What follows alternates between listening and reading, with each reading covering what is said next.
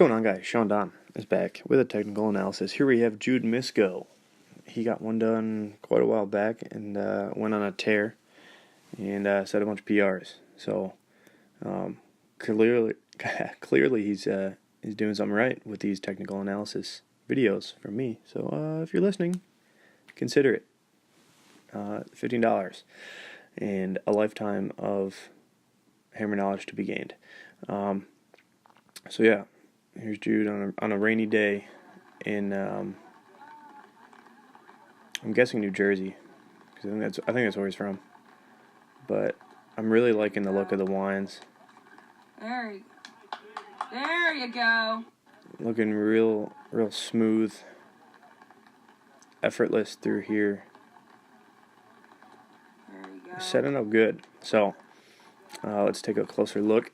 But yeah, overall this is looking nice. Like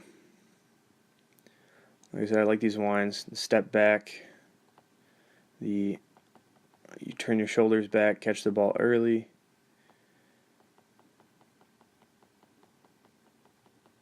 Well timed step up, get a little wider.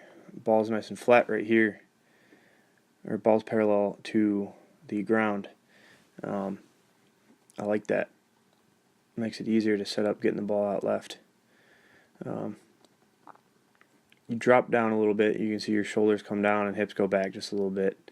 On the step up, you want to think about leading with your hip out there, right hip forward, and then you want to keep that right hip forward and keep your posture nice and upright through the upper body. You still want bent knees, but you don't want this sinking down here.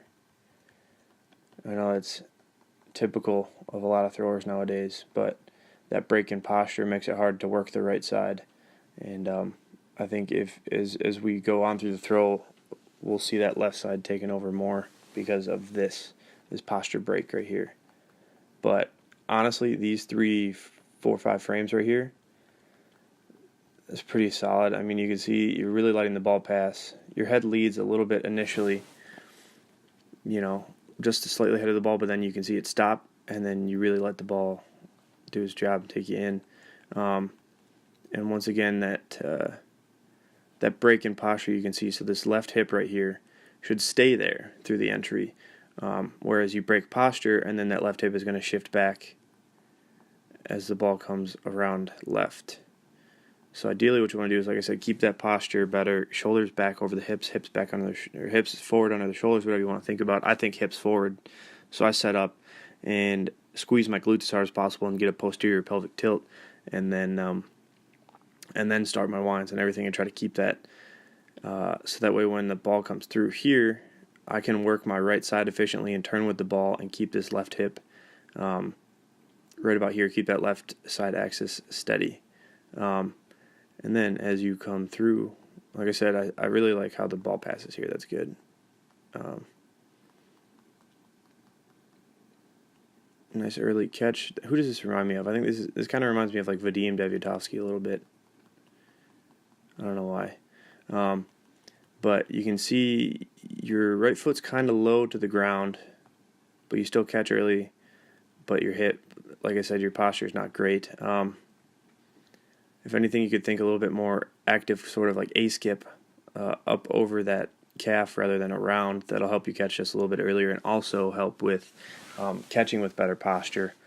So like I said, the way I think about the throw is getting the hips forward and the shoulders back. Ideally, you want, when you catch the ball, you want the left shoulder in line with the left hip, kind of over the left foot. Like I said, kind of maintaining that left side axis. Right here, when you catch and your posture is a little forward like this, your shoulders are a little forward, you kind of need to react to the ball, and it can pull you forward if you're not strong enough. And not to say that you're getting pulled forward here, but there is like a latency sort of period. So when you land with this bad posture, your hips are going to eventually shift underneath you and your shoulders are going to go backwards.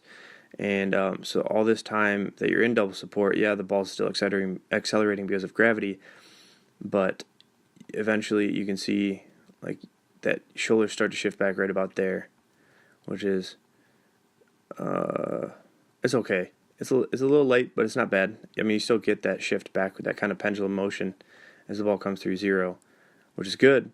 But like I said, the more that you're bent over in this first catch, the longer it takes to actually get to work. And yeah, so it's just those little things add up. You know, the quicker you can get to work, the more efficient you can be throughout the throw. Whereas right here, you're kind of losing a little bit of force on the ball. And you can even see, like I said, so that posture breaks, and then you can't really use that right side. So you can see the ball turning. Both feet are turning pretty well, but then eventually you get to a point where it's mostly left side. So like what you lack in right side is going to be made up for in left side, and that's true for everybody.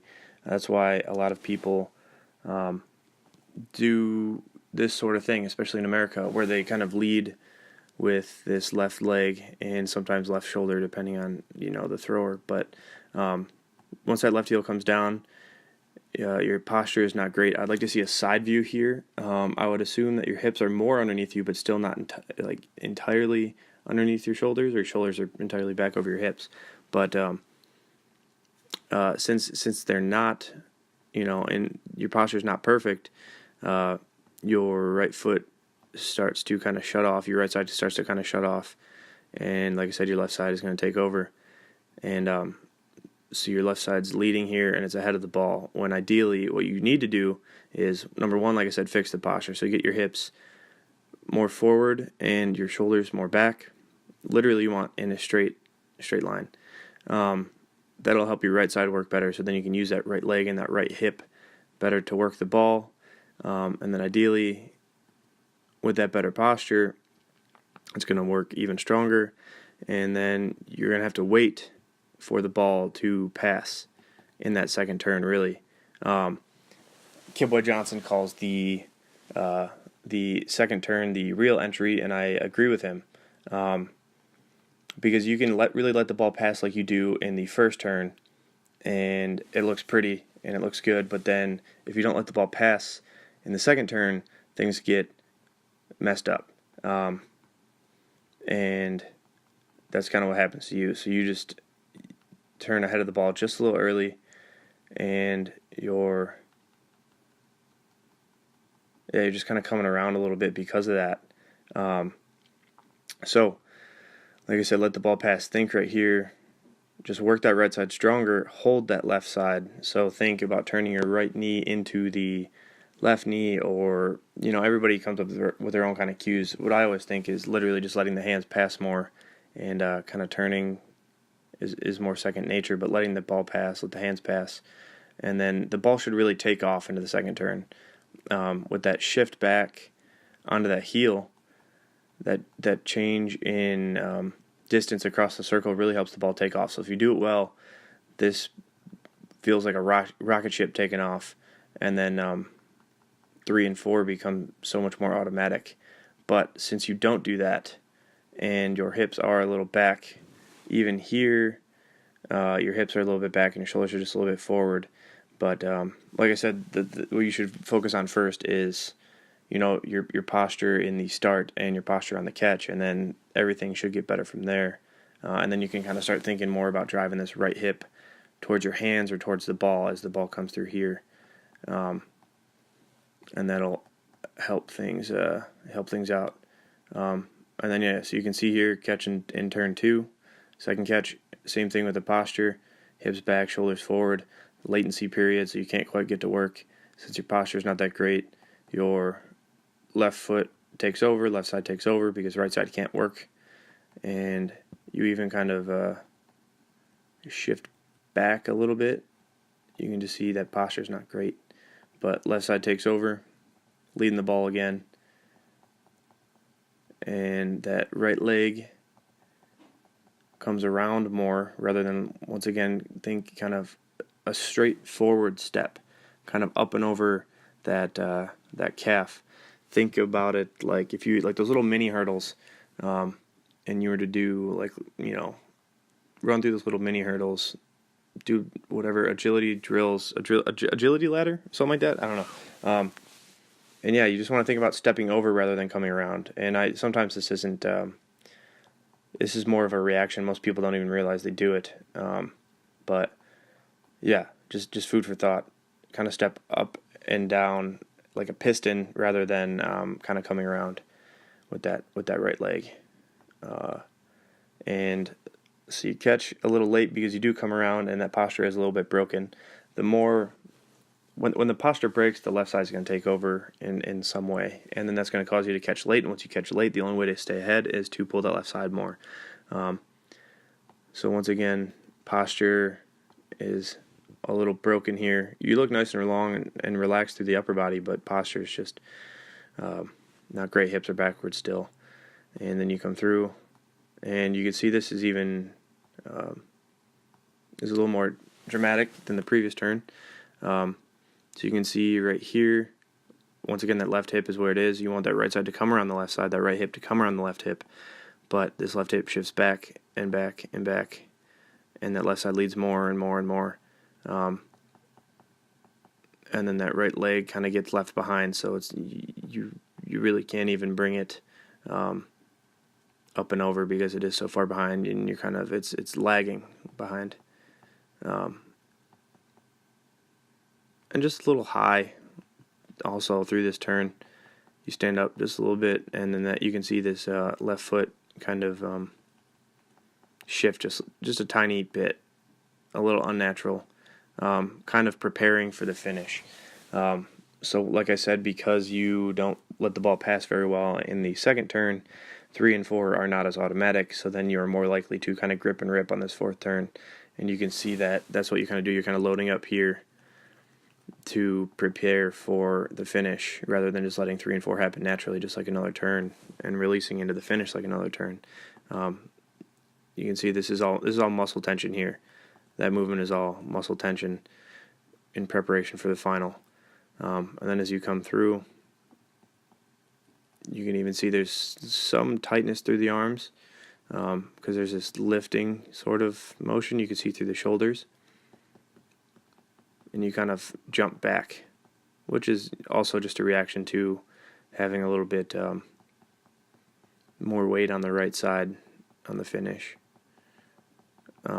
which is, again, a possibility from not letting the ball pass enough on the left side. When you don't let the ball pass enough on the left side, then your weight doesn't get pulled out to the left side each turn, so then you end up crashing more on the right side. So there's a lot of symptoms for the problem of not letting the ball pass, and that's one thing that I think most American hammer throwers don't realize. But overall, like I said, I think this is much improved from the last time I saw you throw. So yeah, no, this is good. Like I said, the winds and entry are getting better. Just fix that posture, let the ball pass more, especially in the second turn. And you can even see there's almost like a hiccup. There you go. You can see there's almost a hiccup in each turn, where the ball needs to, the ball almost slows down for a second in each turn. There you go. And you can see your hips sink just a tiny bit, sink down and back in each turn, and that's inefficiency. Don't let those hips sink down, don't let them sink back, and it's hard because it does feel almost unnatural at first. But once you learn it, your body becomes much more efficient throughout the throw. So, all right, Jude, hope you enjoyed. If you guys enjoyed, drop the video a like, subscribe if you haven't already, and then yeah, if you want a technical analysis of your own, hit me up. My website is still down, and well, I have a new website now, SeanDonnelly.biz. Check it out, but the store is not up yet. Hopefully, it'll be up sometime later this week. So yeah, hit me up for a technical analysis and start dropping bombs. All right, peace out. Thanks for watching.